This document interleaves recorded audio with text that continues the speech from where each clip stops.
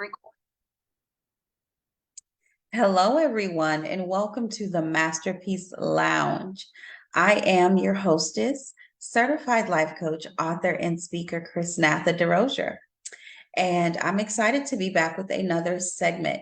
So, if you are someone who usually tunes in, I want to say welcome back to you. We have another incredible segment in store. And if this is your first time, welcome. This is our safe space, our little corner of the internet where we have insightful conversations to help propel our personal and professional life forward. And today is no different. And so I'm super excited that you are here with us today. And so get cozy, get comfortable. And I'll give you a minute to say hello down in the chat. Let us know where you're tuning in from. We have viewers from all over the world. So go ahead and say hello. Then I'm going to give you another moment to share this with your network.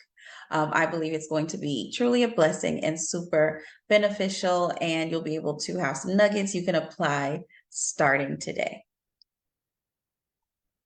So you've already seen the title. Today, we're going to be talking about our well-being. We're going to talk about how to have a more balanced life, as well as making sure our well-being is a priority. I know that we are living in a culture of hustle and bustle and getting it done, getting the bag. All of that's cool, but we want to make sure that we are inviting ease into our lives, that we are prioritizing our mental health, our physical, spiritual, emotional health, right? That we are taking a beat, that we're resting when we need to, and that we are making sure that we are not wearing ourselves thin, okay? Um, I don't know if balance is really a real thing, if you can really have balance equally in all areas of your life, probably not. I'm sure that that's usually a bit uneven somewhere, but we can always strive to be better, do better, and to give different areas of our lives the attention it needs and the effort and time that it needs as well.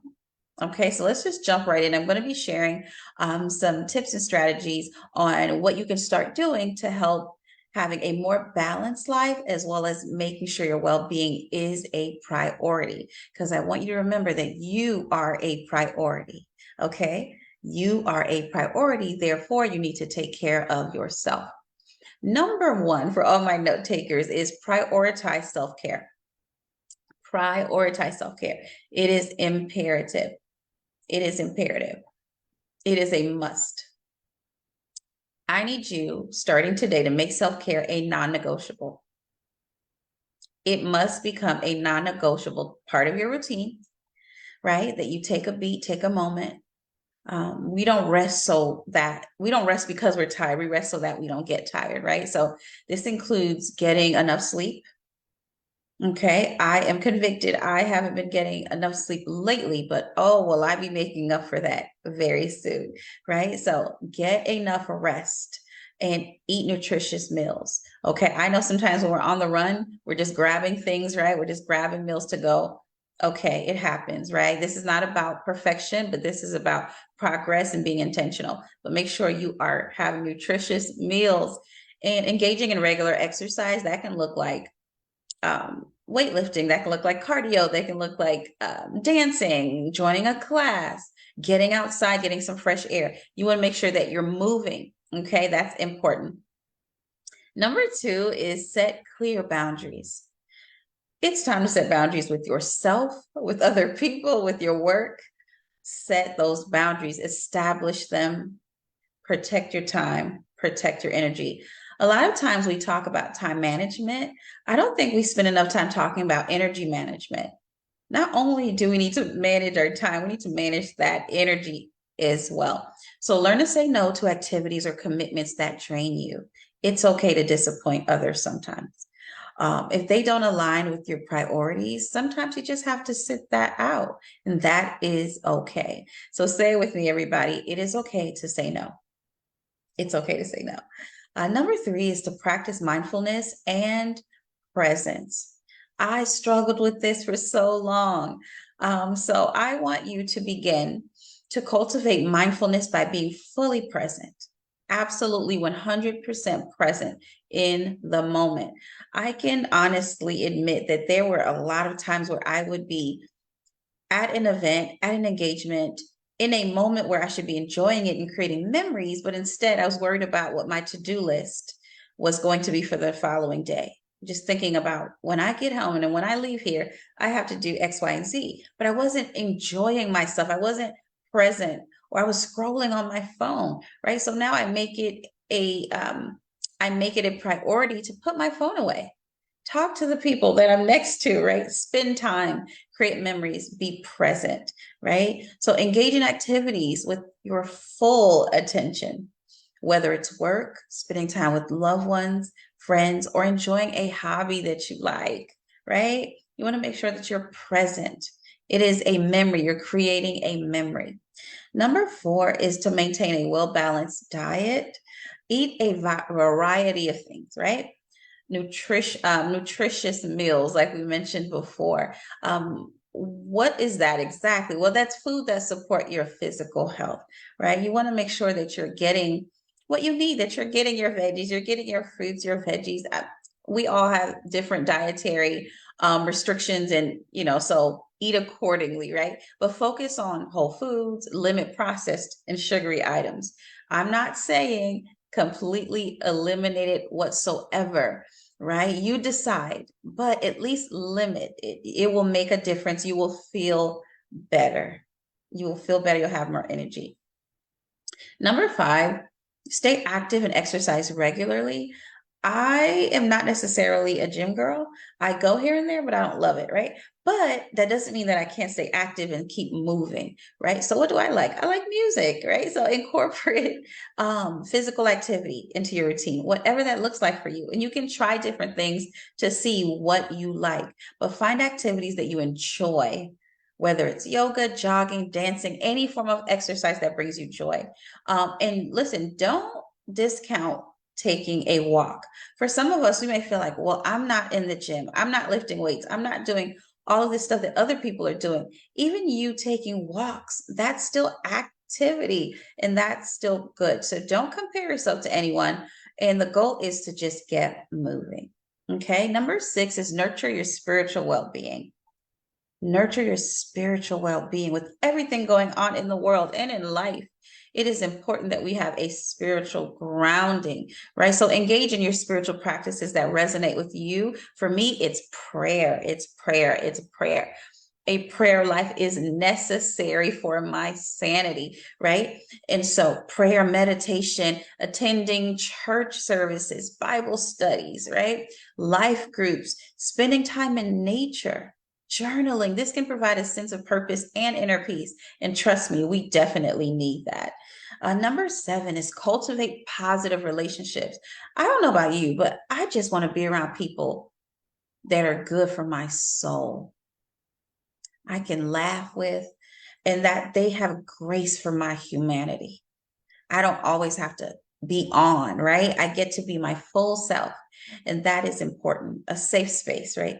So surround yourself with supportive and uplifting people, people that are honest with you, people that push you to be better, but also encourage you. I have amazing people in my life who pray for me, make me laugh, and challenge me to grow, right? So foster meaningful connections with family, friends, colleagues, whoever it is that contributes positively to your well-being. That's very important. And we do need community. So do not isolate yourself. We weren't meant to do this journey alone.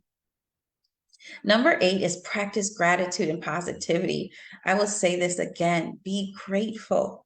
Be grateful. Regularly express gratitude for the blessings in your life. The fact that you woke up today is a blessing. The fact that you are in your right mind is a blessing. The fact that you have somebody, even if it's one person, that cares about you, that's a blessing. You are healthy in your body, you're able to work and provide for your family. That is a blessing. And so if that's all we have more than enough. And God, we thank you. We thank you. Number 9, allocate time for hobbies and leisure activities. I need you to actively, for all of my planners, right? that live by your Google Calendar or your calendars, right? Actively make time for the things that you care about. And so literally go in your calendar now, block off, literally go block off time for things that you like to do. Maybe you want to go see a movie. You just want to go to happy hour. You found an amazing brunch spot that you want to try. Block out time. If it has to go on your calendar for it to happen, then put it on the calendar. But you need to allocate time for hobbies and leisure activities. So, have you guys ever talked to an old friend or someone you haven't seen in a while, and you guys say, "Hey, it's been a while. We have to get together," right? And you both in the conversation. Nobody pulls out their phone and say, "You know what, while I have you here, what are you doing on XYZ day?" Right? You sometimes you got to lock it in, because if it's not on the calendar, you'll go another 6 weeks or 2 months without seeing each other. So if you are all about your schedule, lock it in. So allocate time for hobbies. What do you like to do? What makes you happy? Is it painting? Is it music? Do you love going to the museums? You love nature? What do you like to do? Look up activities happening in your community, in your city, that you can enjoy by yourself or with friends or a loved one, right? But do little things that bring you peace, right? Some of us may like to garden, right? That might be a hobby. Some of us may like to just really read a nice book. And with the weather changing and shifting, it's nice. Definitely a nice time to cozy up to a new book, right? So do some things that really bring you happiness, things you love that contributes to your overall well-being. Number 10 is to manage your stress effectively. So I'm going to ask you this, and this is a personal question. How are you managing your stress? We know that stress is going to come, right? We can avoid some of it, but stress will come, right? Moments of tension and just some stress. How will you approach that? How will you manage that? What are some tools you have in place to pull out of your toolbox when a stressful moment arises, right? So develop stress management techniques. I know personally, I love deep breathing. It has helped me so much. So deep breathing is one. I do deep breathing exercises. Maybe you can try meditations. For some people, they like to journal, or even engaging in relaxation practices, and those can look very differently. And so the main key here is to make sure that you have techniques in place to manage the stress, because it will come. And so we want to make sure that you have a plan when it does. Number 11 is to seek professional support when needed.